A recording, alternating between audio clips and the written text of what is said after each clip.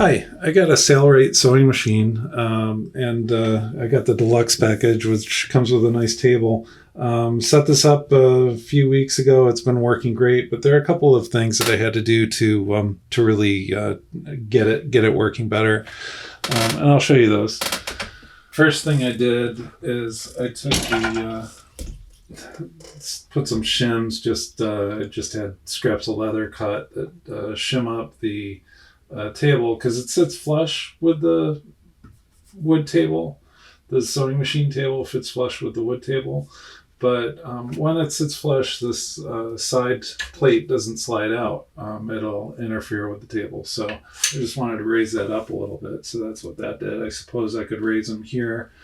Probably want to stick those down if it was on this side because there's a big oil pan there that I don't want things to fall into.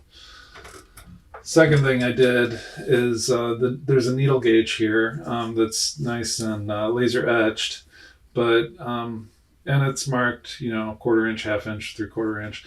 I tend to not use these really. If I want to fix a distance and look at it, I just put painter's tape on. And then what I've done on this is I've put where the needle enters the fabric because this is a walking foot, it'll enter at one point and it'll move back and exit at the other. If you're doing a corner, you probably want to see where where the needle's gonna penetrate. So that's that. And then we've got the tapes that we're gonna put on to the table. I'm gonna put one just here. I'm gonna put one just here on the table, and then one in the front.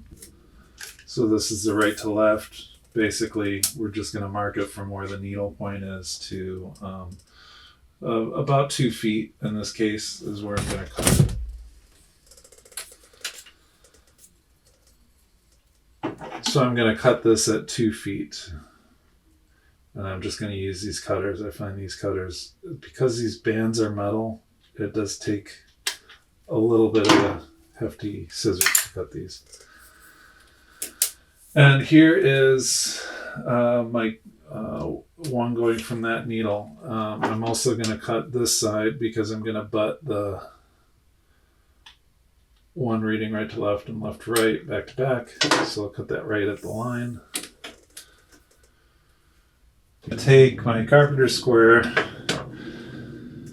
and just mark where that needle actually is. So this is kind of all lined up.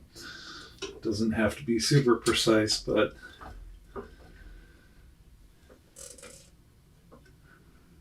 so that's basically the needle stop position and the start of this.